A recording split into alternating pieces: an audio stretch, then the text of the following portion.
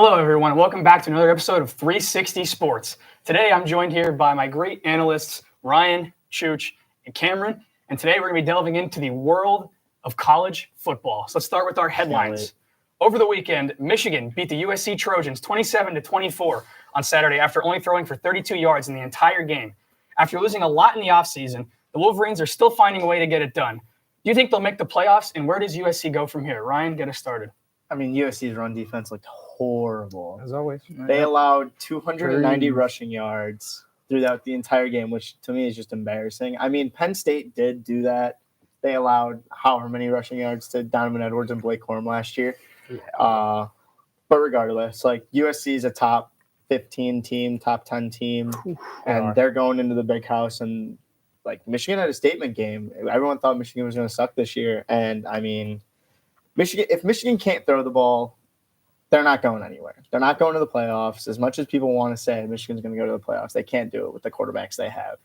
I mean, USC, they can still make the playoffs. It's just going to be a lot harder now. I still think they will end up making the playoffs. I don't think that they lose any other. I think they come here and they lose, which isn't even a bad loss. I don't think we're going to lose. USC? Yeah. No, they go USC, to we go to USC. I think we go to USC and we still beat them. Apologies. But they still have Nebraska on the schedule. I think they beat Nebraska, Notre Dame, UCLA, Washington. I don't see them losing to any of those teams. Then again, they got to start waking up and they got to start taking defense seriously. It's kind of a joke. They do this every single year. And it's just like watching that game was so frustrating as a Michigan hater because it's like a team that can't throw the ball 32 yards an entire game. That should never get the job done. Listen, Michigan, they can run the ball all they want, but it's not going to help down the line. You have to, in college football, you have to be a two-dimensional team. We've seen in the NFL how those one-dimensional teams do not work. They just don't work. The quarterback, Alex Orji, had 12 passes for 32 yards. That can't happen in college football. So J.J. McCarthy looked that's one drive of 32 yards. Like that's terrible. They get the win at USC because I don't think USC is that good of a team. I think they're very overrated. I think Riley Moss will be good, just not right now. I think Michigan does not get in. I don't think USC gets in either with their schedule. Michigan's still got Ohio State. USC's got Notre Dame. They got Penn State. I know both are at home, but those are two games they're going to lose. I do think that Michigan is playing into the system, though, now. You know, the thing with the past few years, Michigan hasn't been incredible quarterback play. Yeah. J.J. McCarthy, played into the system. He was efficient. J.J. McCarthy was incredibly efficient while as a quarterback at Michigan. And what they had was a two-headed running back monster consistently. Yeah. And now with the emergence of Khalil Mullings this season so far, and Donovan Edwards still being there in the background. Edwards wasn't getting, Mullings with a hot first hand. 2 weeks, he couldn't take the ball out of his hand. Yeah, first 2 weeks, Donovan Edwards was not there. I think Edwards is going to be fine. I think Mullings is kind of doing what Corum did to Edwards as well, where it's like if they're running so well, you can't put Edwards on the field. And Edwards would come out every single playoffs, and he would take Corum's spot back. So their entire offense is it's like an anomaly right now. But I don't think that they could do anything either in the long term. They got two top. I don't think they're a threat to win players too. They do. I don't think that with their offense they're a threat to win anything. I actually think USC is more of a threat still. Absolutely. I think Miller Moss is fantastic. But they need to start taking defense seriously. This happens every year. I don't know why they don't recruit harder. I don't know why they don't find a serious NFL-style defensive guy. But, yeah, they got to start moving forward. No one wants to play for USC. That's the problem. Yeah, they don't want to play for Lane Kiffin. Yeah. All right, moving on to our next headline. In another big ranked game for the standings, Tennessee beat Oklahoma 25-15. They went into Norman, and the Boomer Sooner crowd was pretty quiet. Pat McAfee pick the Vols on game day. That was interesting. Tennessee is now ranked 5th in the country with a 4-0 record, but they still have to play both Alabama and Georgia. What are your thoughts on the rest of their season? I think they can beat Bama. I think Tennessee can beat Bama. Tennessee looked – don't give me that face, Chooch. I think Tennessee has the playmakers with – I don't know how to pronounce the quarterback's last name. Nico. I'm not even going to like that. Nico. Yeah. So Nico played really well against Oklahoma, and Oklahoma's always had a pretty decent defense, pretty decent offense. The thing I don't understand is benching Jackson Arnold. He's there. What? Isn't he a 5-star? Scheme issue in my opinion. Yeah, obviously a scheme issue. But I think they can beat Bama, but Georgia's going to smoke it.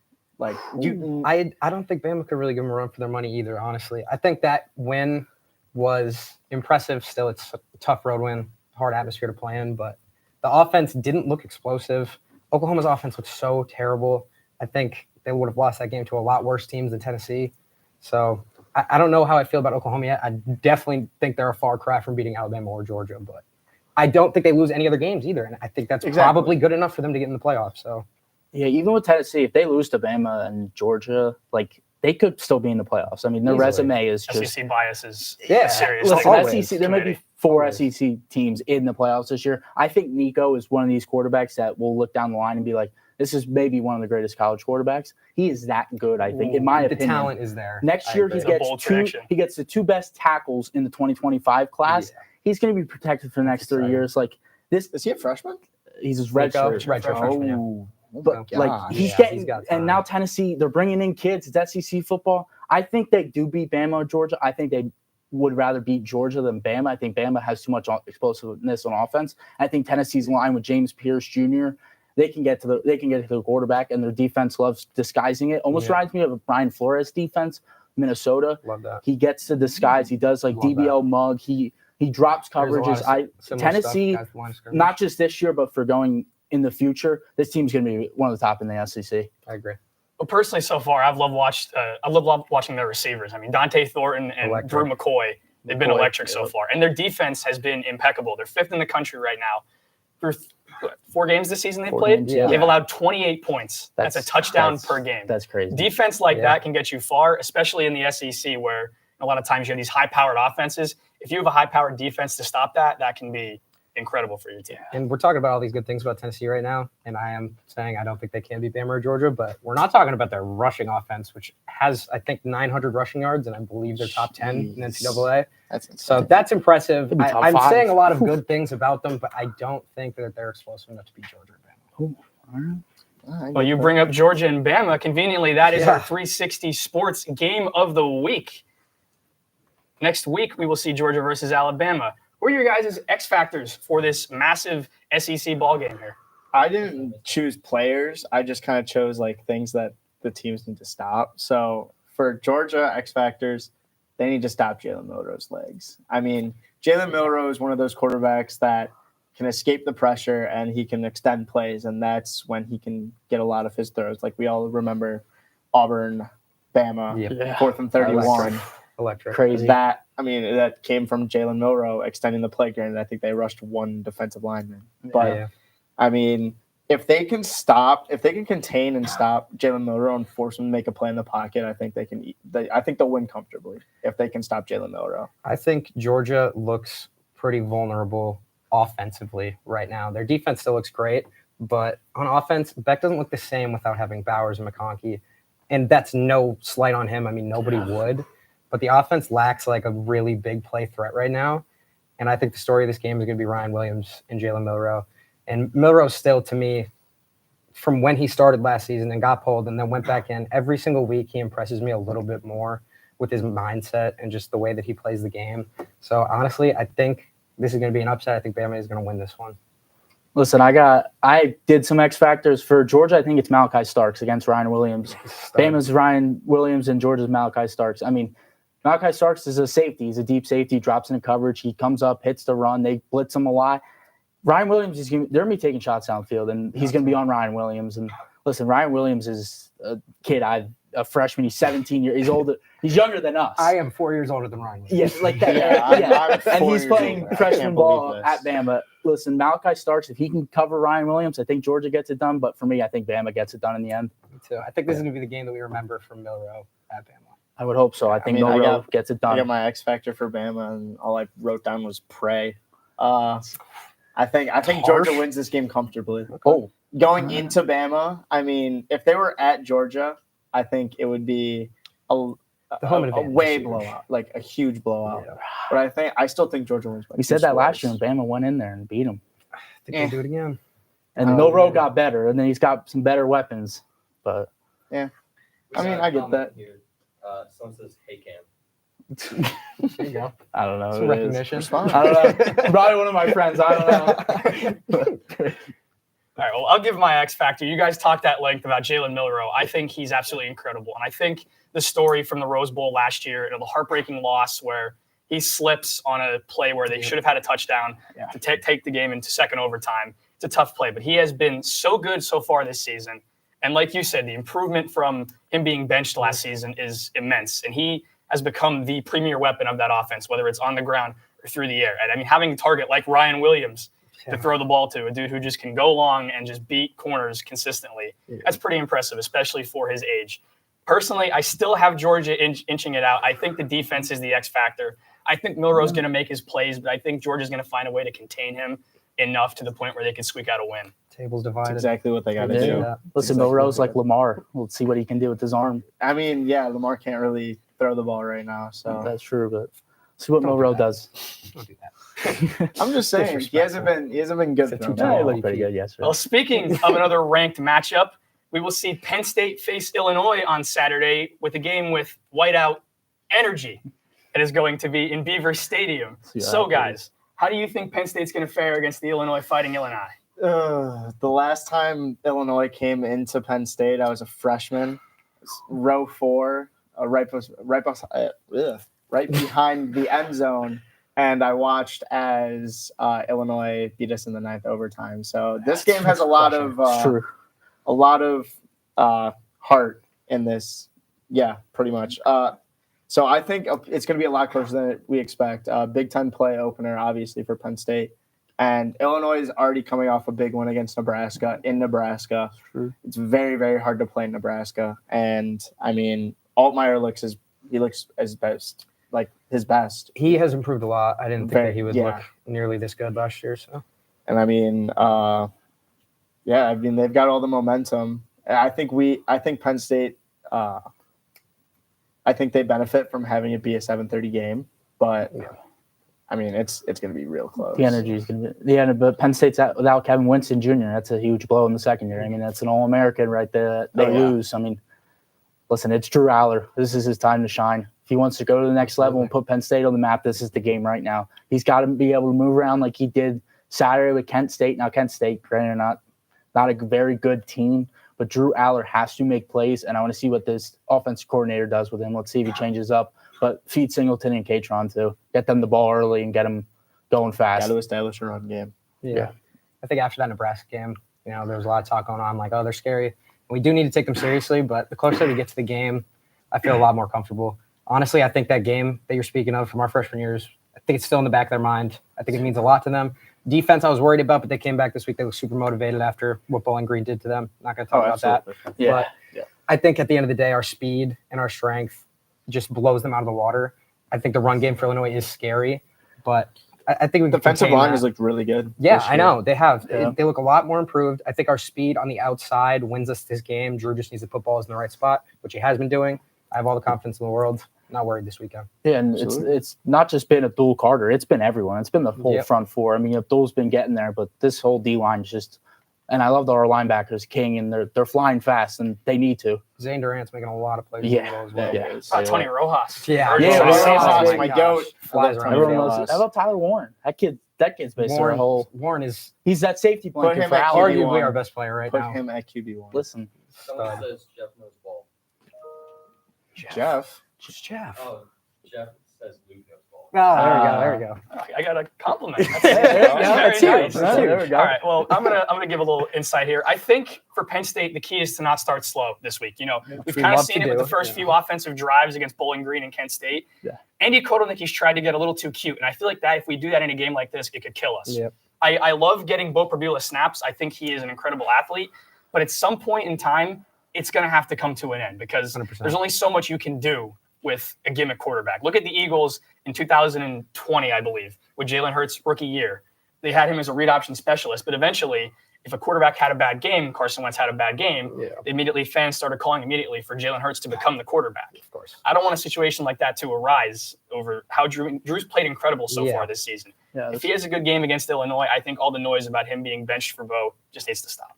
it should be, but It I'm- won't stop. That's I'm the not thing. sold on him yet. I'm really not. No. I'm not.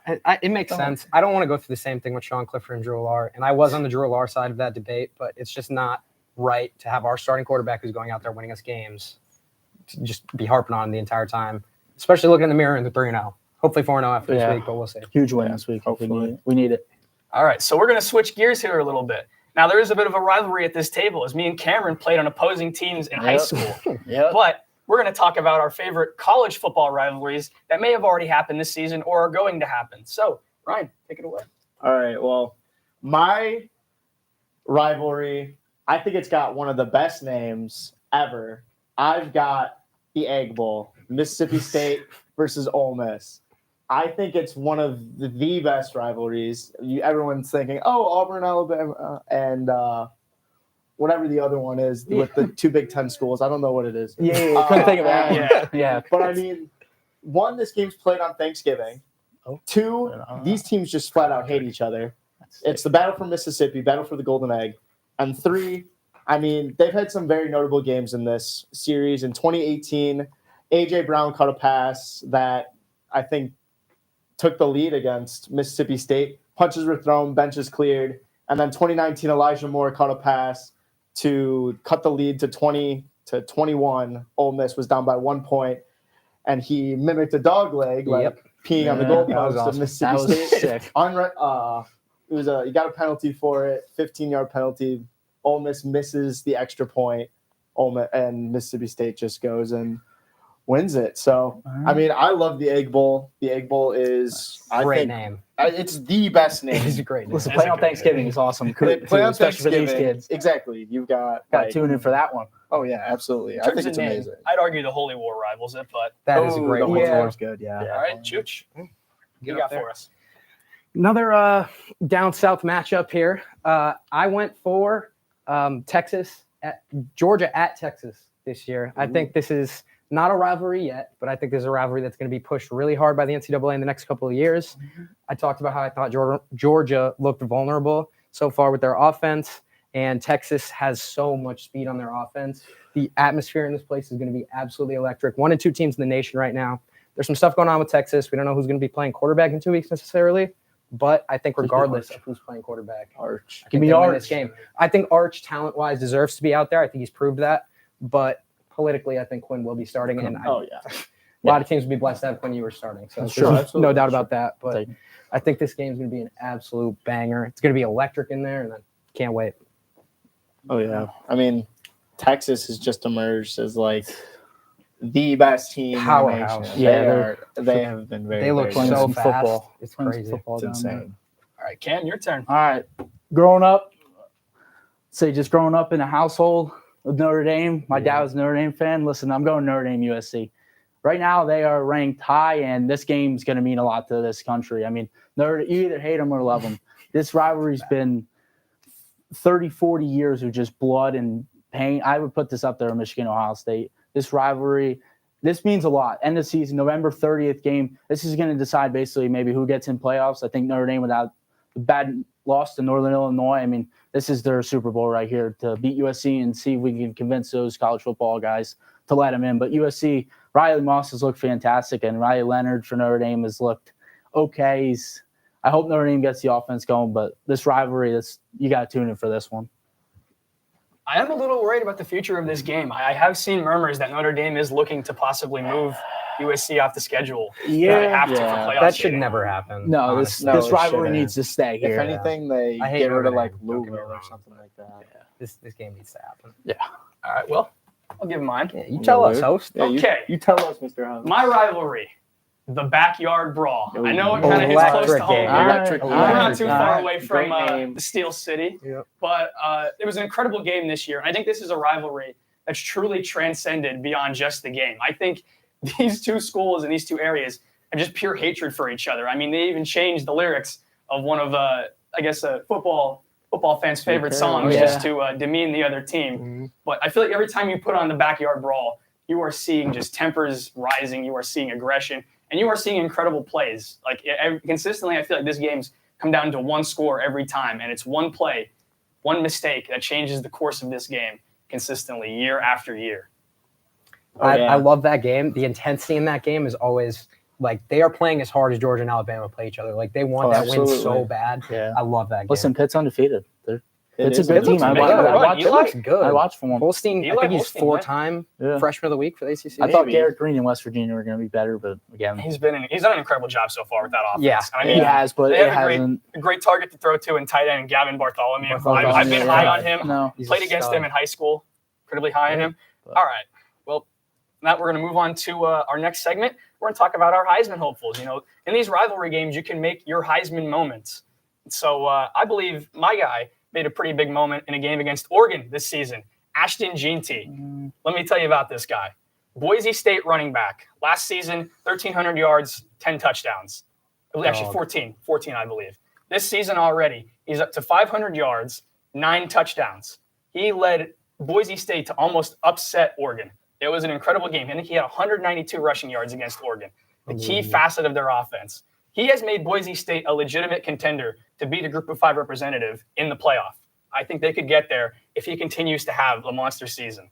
If he keeps playing the way he does, I bet they will. Oh yeah, Yeah, absolutely. Like this I guy- think he's on pace for like what 1,700 1,700 yards, like like 30 touchdowns. 30 touchdowns, Massive. maybe That's insane. somewhere in that area. And it's a shame because not a lot of people know about him because he No, plays in the no. Group of 5. Plays in It's a Boise shame. State. Plays How on it the goes. Smurf turf. Hopefully, people Respect know him now, for though. staying home. Yeah. Because he had a lot of transfer offers on the table. I was looking at it before the show started, actually. I'm sure. I mean, Yeah. you're going to pay Yeah. in the new era of college football, you're going to pay some big money to get a guy like that on your Good roster. for him. All Yeah, right, that's good. Cameron. take it All away. right, I've talked about this guy before. We're going to see him this week, Ryan Williams. Now, everyone was doing the favorites and stuff. I wanted to do someone that's been electric and has a very small chance. He's got 10 catches for 285 and 4 touchdowns this year already. He's a freshman. He's 17 years old, and he's doing this. He's burning people. This week, we'll see what he does against Georgia and Malachi Starks in that secondary. If he gets it done this week, I think he's going to be in that conversation of top 5, maybe even a little top 3, but he's going to have a game, and I think Milroe gets him the ball early and often this game. This kid is one of the best receivers I've seen in a while come out of high school and just be dominant, just fast. He's got that swagger to him. Is everything you want in an Alabama wide receiver. We'll see him on Sundays soon, I think. Oh, absolutely. He's absolutely yeah. electric. Yeah, this kid is Absolutely. so fun to watch, man. I mean, we were talking about him. He's probably practicing with the football team right now. Yeah, Pretty probably. much. Warriors Or younger making than me. TikToks. That's exactly. I've seen that before. That's the new era. Yeah, I guess everyone loves that. All right, Chooch. I went also with the receiver. I went for Travis Hunter. I know a lot of people have a lot of things to say about Travis Hunter and Colorado as a whole, and I understand it. But at the end of the day, I think they're great for college football. They're very polarizing, but whether you like them or you hate them, you watched and you have something to say, and I think it's great for the game. Travis is the most talented athlete that has played college football, I honestly think, ever. Just what he does, he doesn't miss snaps, and he's Oh, a I know. top 10 player on both sides of the ball in the country. Travis is a special talent. I love what they got going on in Colorado. Honestly, I'm a fan of it, but Travis is special. Travis, like Tyreek Hill said, this kid's one of a kind. This kid will be Truly. number Oh, yeah. one next year, I Absolutely. believe. I don't care if you need a quarterback or not. You're taking this kid. He's that good. Oh yeah, absolutely. I love the word polarizing to describe that. I mean, Yeah. he truly is. The Colorado team itself is That's truly what I mean. polarizing figures. I don't think he'd get enough support to really win the award anyways, no matter if he earned it, but it's also a Yeah. quarterback award. So Yeah, I that's understand the really way it quarterback goes. award. We could see a but- wide receiver, but it's very tough. I think Luther Burden and Ryan Williams I and love Hunter Luther would be Burden. the 3 that would get him there. Yeah, Luther Burden's awesome. Ryan, do you have a quarterback for us? or- I do have a quarterback. Oh. He actually played in the Egg Bowl last year. It's Jackson Dart. Jackson Dart is playing out of his mind this year. Yeah. I don't know if you guys knew this, but he has 1,500 yards through 4 games. that's ridiculous. He's insane. So basically, he's got 12 touchdowns, 2 picks, 1,500 yards. He's averaging 400 yards a game. Granted, they're playing Furman and they're playing. Yeah, San they got Jose some State lower and teams, but Yeah. still. some lower teams, but still, like if you can prove that you can get stats in these stat padding games, like that's why these quarterbacks win these important. awards That's because how they you get play the award. because they play really well against the bad teams and they play kind of okay or better against. He's not playing down in the competition. Exactly. He's He's playing not playing very, very down. up. And I mean, he's playing better than ever. I think he could have won it last year, but Jaden Daniels was just Jaden Daniels. I mean, and we're he- seeing what he does now in the NFL, Oh and yeah, it's and just he's amazing. seeing But what he I did mean, last Jackson Dart obviously coming into this season was something to prove. I believe he's a senior. yeah. So this is Yeah. last year. He'll probably go early second, late first round. I wouldn't be surprised if he goes He late can work first of a himself team. into first for He sure. Yeah, could. definitely. If he goes and wins the Heisman this year, easy. I think it's easy top 20 Yeah. maybe. Yes. Top 20, top 15 maybe. I had Yeah. to know it was going to be a special season after what he did to us last year. Yeah. Yeah, No, no, yeah. yeah, that was nuts. Again, it does depend on the quarterback market though for the draft. Yeah, That's a lot of times how it absolutely. goes. Absolutely. That's true. It seems strong this year, so Never know. Oh yeah. All right. Well, we're going to move on to our final segment here. We've been challenged to answer some college football trivia about this season. So let's I'm see bad how at our trivia, knowledge. so let's see go. Let's see how our knowledge stacks up. Most points per game. Ooh, wow. Honestly, I'm gonna say it right now. I think it's Ole Miss. I think it is Ole It Miss. I think- probably is. I think it's Ole Miss. I think it is Ole Miss. I think it's. We don't get consensus here, Ole Miss. I think it's Ole Miss or Tennessee. Now Tennessee put 71. Tennessee 24 just though? scored 24 That's true. points. Yeah. They did That's put what I was 71 thinking, last but- week on Kent State though, but Ole Miss has been 50, 60. 50, 60. I would say Yeah, Ole Miss. I I'm think going Ole Ole Miss. Miss. Ole Miss? Consensus. I think Ole Miss. Consensus. Let's see if we're right. Yes. There we sir. go. Look at Huge. All right. Boys. Good job. Good job. Look Good at that. job. Look at that. Great. Okay, what player has the most rushing touchdowns? Isn't it GT? It's got to be No, Johnson. I think it's Dylan Sampson. I think it's Who Dylan the Sampson heck? from Tennessee. Tennessee. Tennessee. Tennessee. I think he has 10. Listen, GT has 9. sneaky. South Alabama's running back. I know he's got a couple. I don't know. South Alabama's been putting on. It wouldn't surprise me Give if me it's a him. name. I have no idea. I what you're know. I talking forgot his about. name. I watched him the other night. They put like 80 on App State. This kid's They got a did lot not of put touchdowns. 80 on App It was State. close. They put a I think lot. it's That's ridiculous. he may be him, but I think it's Genty or Sampson. I think it's Dylan Sampson. I think we'll we'll go see. Samson. Yep. Dylan Like Sampson. 10. Here we go. All right. I gotta look All at right. this. Oh my god. We're not doing bad yet. Players most receiving Most touchdowns. receiving. Is it Ryan Williams? He's got 4. I want to I say mean, Trey it's Trav. Harris. He is- Ole Miss. Trey Trey Harris. Harris. Oh, I want to yeah. say Trey Harris. Trey Harris from Probably. It's Ole Miss season, man. It is There's Ole Miss Nick season. Nash, I think his name is, from San Jose State, has like 1,600 Is receiving San yards. Jose- really? No, not that. Dude, I've but never heard of he's that guy. Going I have off. no idea who you guys are talking about. I think we're just divided here. Let's see who the answer is. No It's idea. Trey. Nick Nick Nash. Nash. There you go. Yo, Wow. good pull. That's incredible ball knowledge. I- Wow. God, see, I Twitter could does me never- wonders. I would've put sometimes. Travis. Twitter does me wonders. That's impressive. I hell can't of a believe That's that. impressive. Yeah. I cannot believe Yeah, that. that's a pull. I can't believe myself, to be honest. That's some ball knowledge right there. Yeah, any others? Is that all we got? Is that, Is that it? it? Is that the I third? believe that is There all it we is. have. So That's that all is I got. all we have for you today. Thank you for watching, and please tune in tomorrow when we will see the rest of the crew recap the playoff push for the MLB and what's Ooh, going on MLB. over in Major League Baseball. Go Phils. Go Phils. Go Once Phils. again, Red October. once again, thank you for watching, and please have a good day.